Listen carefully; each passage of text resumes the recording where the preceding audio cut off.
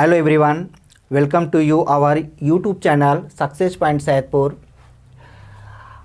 आज जो है कि हम लोग इस वीडियो में दोस्तों विषाणु संबंधी जो है कि डिस्कस करेंगे और इसे जो है कि आप ध्यानपूर्वक देखिए और आपसे निवेदन यही है कि आप इस वीडियो को शुरू से अंत तक अवश्य देखिए।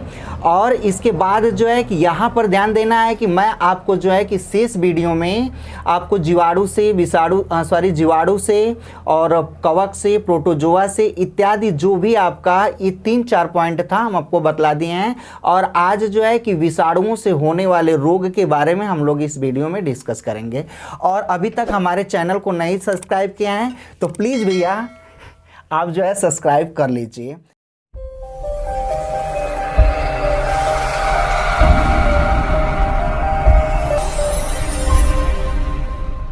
जो है कि आज यहाँ पर ध्यान दीजिए कि विषाणु को हम लोग जो है कि डिस्कस कर रहे हैं कि विषाणु जो है कि नाम से ही इसके अर्थ को हम लोग समझ जाए। जैसे यहाँ पर आप देख रहे होंगे कि विषाणु जो है कि 2 भागों में बटा हुआ है। विषाणु का अगर हम लोग संधि विच्छेद हिंदी में करें तो विष धन अणु, तो इससे आप ये तात्पर्य हो जा रहा है कि विष का तात्पर्य आपका जहर से होता है और अणु का तात्पर्य होता है छोटा सा कण।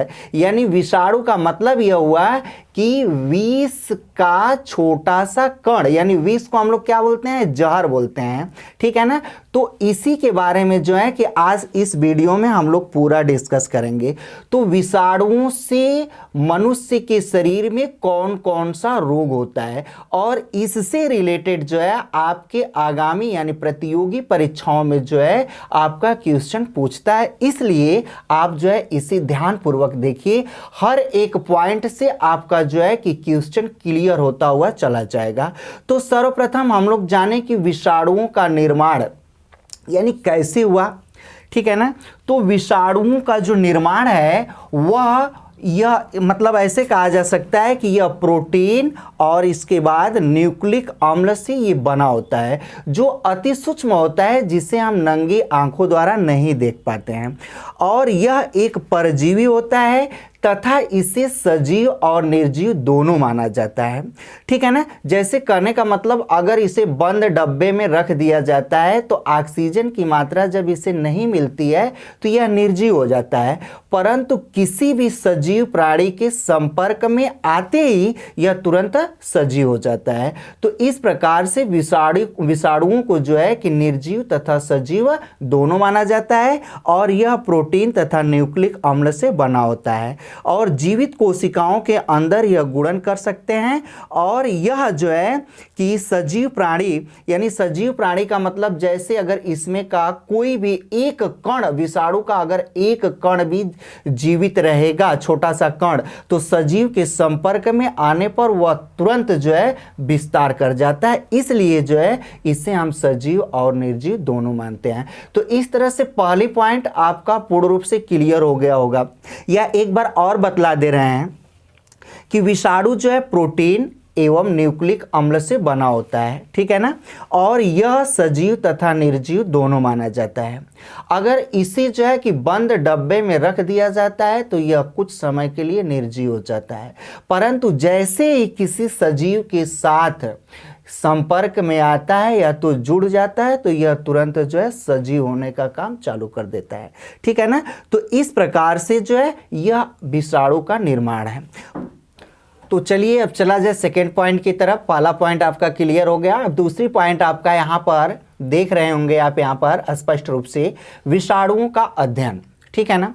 यानी विषाणुओं का जो अध्ययन है वह वायरोलॉजी के अंतर्गत किया जाता है। वैज्ञानिकों ने सर्वप्रथम जो है वायरोलॉजी के अंतर्गत विषाणुओं का अध्ययन किए। अब इसके बाद जो है हम लोग जो है कि विषाणुओं के खोज पर चले आए। तो विषाणुओं का खोज जो है रूस के वैज्ञानिक जिनका नाम था इवानोवस्की, ध्यान दीजिए कई बार जो है यहाँ से आपका प्रश्न आता है कि विषाणुओं का खोज करने वाले कौन वैज्ञानिक हैं। यानी विषाणुओं का खोज जो है इवानोवस्की नामक वैज्ञानिक ने सन 1892 ईस्वी में किए थे, ठीक है ना। यानी विषाणुओं का जो खोज है वह इवानोव्स्की नामक वैज्ञानिक ने 1892 ईस्वी में किए थे। और इन्होंने जो है कि तंबाकू के पत्ती में चितेरी रोग का खोज कर रहे थे। ठीक उसी समय जो है कि चितकबरा रोग का भी अध्ययन कर लिए, तो उन्हें वहाँ पर ये पता चला कि यह एक विषाणु है और विषाणु का अध्ययन कर लिए। और ये जो होता है यह काफ़ी सूक्ष्म होता है, जिसे हम लोग नंगी आंखों द्वारा नहीं देख पाते हैं। अब यहाँ से बात यह उठती है कि विषाणुओं से तो अनेक प्रकार के रोग होते हैं, ठीक है ना, लेकिन कुछ ऐसे रोग हैं जैसे आपका बुखार को ही हम लोग देख लें तो वायरस से और इसके बाद आपका जो है बैक्टीरिया से यानी जीवाणुओं से और विषाणुओं से, यहीं पर जो है स्टूडेंट डाउट कर जाते हैं। जैसे डेंगू बुखार, टाइफाइड और मलेरिया, तीनों बुखार आपका होता है, यानी डेंगू बुखार भी होता है, टाइफाइड भी होता है और मलेरिया भी होता है। तो तीनों तो आपका बुखार हो गया, लेकिन यह बुखार किससे होता है? तो जैसे डेंगू बुखार जो होता है वह आपका वायरस से होता है, ठीक है ना, और टाइफाइड जो होता है वह आपका बैक्टीरिया यानी जीवाणु से होता है, ठीक है, और जो मलेरिया होता है वह आपका प्रोटोजोआ से होता है। तो अब हम लोग आगे की तरफ चलें, हम एक छोटा सा आपको ट्रिक दे रहे हैं और इस ट्रिक के माध्यम से जो है आप विषाणुओं से होने वाले सभी रोगों को जान जाएंगे, ठीक है ना। और इसे आप शुरू से अंत तक देखिए, एक वर्ड से आपका एक एक रोग होगा और यह मनुष्य के शरीर में किस अंग को प्रभावित करता है, अर्थात ये भी कहा जा सकता है कि यह मनुष्य में इस विषाणु से कौन कौन सा रोग हो रहा है और इससे कैसे बचा जा सकता है, इसे हम जो है कि अभी आपको बतला रहे हैं। ध्यान से देखिए आप इसे। हाँ दोस्तों, तो यहां पर देखिए ये जो छोटा सा आपका ट्रिक दिखाई दे रहा होगा दोस्तों स्पष्ट रूप से आपको, कि जेपी के पार्क में सीडी चली, ठीक है ना। तो जो आप इंग्लिश वर्ड देख रहे हैं केवल उस पर ध्यान दीजिए और जो आपका हिंदी है उस पर आपको ध्यान नहीं देना है। और अभी तक भैया यदि आप जो है कि लाइक सब्सक्राइब नहीं किए हैं तो इसे लाइक सब्सक्राइब करने का कोशिश कीजिएगा, लेकिन जब आपको वीडियो पसंद आए तब। मैं कोई दावा नहीं कर रहा हूं आपसे, ठीक है ना। आपको अगर मेरी नॉलेज से आपको संतुष्टि होगा तभी आप जो है कि इसको लाइक कमेंट और शेयर कीजिएगा। इसलिए जो है कि इसे थोड़ा ध्यान से आप देखिए। मैं एक छोटा सा ट्रिक आपके सामने दे रहा हूं कि जेपी के पार्क में सीडी चली। तो ये जो इंग्लिश वर्ड दिखाई दे रहा है केवल इंग्लिश वर्ड से ही आपको जो है कि मैं विषाणुओं से होने वाले सभी रोग के बारे में बतला दे रहे हैं, ठीक है ना। तो अब एक एक वर्ड पर अब ध्यान दें हम लोग। जे का मतलब जुकाम। जुकाम जो है राइनो वायरस से उत्पन्न होता है और जुकाम से जो है कि सभी व्यक्ति मतलब पीड़ित होते हैं, सभी लोग जानते हैं, ठीक है ना। तो जुकाम के जो वायरस होते हैं वह राइनो वायरस होते हैं, इससे जो है वह श्वसन मार्ग जो है ग्रसित होता है, ठीक। अब हम लोग सेकेंड टाइप की तरफ हम लोग चलें तो सेकेंड आपका जो है पीलिया है। तो पीलिया जो है कि वह आर्बो नामक वायरस से उत्पन्न होता है और इससे जो है मनुष्य का यकृत जो है ग्रसित हो जाता है, ठीक है ना। तो जब मनुष्य का यकृत ग्रसित होता है तो पाचन क्रिया जो है थोड़ा सा डिसबैलेंस हो जाता है। तो आप सभी लोग जानते हैं कि यकृत का मूल काम जो होता है वह पाचन क्रिया के अंतर्गत सबसे मुख्य काम जो है कि यकृत करता है और सबसे बड़ा अंग में ही यह चला आता है और त्वचा को छोड़ के यह जो है कि मतलब दूसरा सबसे बड़ा अंग है, ठीक है ना। अब इसके बाद ध्यान देना है कि जब पीलिया किसी व्यक्ति को पीलिया नामक रोग हो जाता है तो उसके शरीर में क्या होता है कि जो ब्लड होता है वह ब्लड की कमी होने लगती है और प्लाज्मा की मात्रा थोड़ा बढ़ जाता है, जिसके वजह से उनके अंदर जो है कैपेसिटी यानी क्षमता जो पावर होता है वह थोड़ा सा कम हो जाता है। अब इतना आपको समझ में आ गया होगा। तीसरा अब पार्क में हम लोग चले आए तो यहाँ पर अब जेपी तो हो गया, जेपी किसी का नाम होगा, आप लोग जानते होंगे या तो आपका खुद नाम हो। इसके बाद यहाँ पर आपका पार्क है तो पार्क में एक एक वर्ड हम लोग ध्यान दें। तो ये पी जो है, पी का मतलब आपका पोलियो पोलियो हो गया। तो पोलियो नामक जो रोग होता है वह पोलियो वायरस से ही उत्पन्न होता है, ध्यान दीजिए। और इससे जो है कि मनुष्य का आंत और रीढ़ की हड्डी या शरीर के किसी भी अंग जो है कि इससे ग्रसित हो सकता है। वैसे खास करके कहा जाए तो आंत और रीढ़ की हड्डी ही ग्रसित होता है, ठीक है ना। अब इसमें क्या होता है कि बालक जो है कि शारीरिक रूप से विकलांग हो जाता है।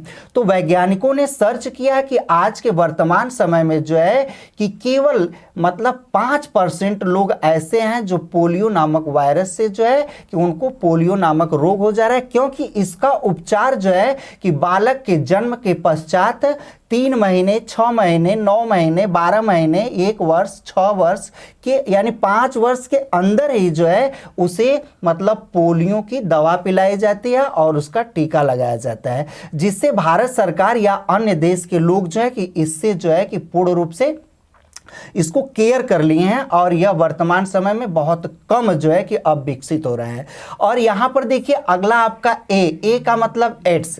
एड्स जो होता है एक्वायर्ड इम्यूनोडेफिशिएंसी सिंड्रोम इसका पूरा नाम होता है, और ये HIV यानी ह्यूमन इम्यूनो वायरस, ठीक है ना। इससे जो है कि यह वायरस का पूरा नाम है। इससे जो है कि मनुष्य की प्रतिरक्षा तंत्र जो है ग्रसित हो जाता है।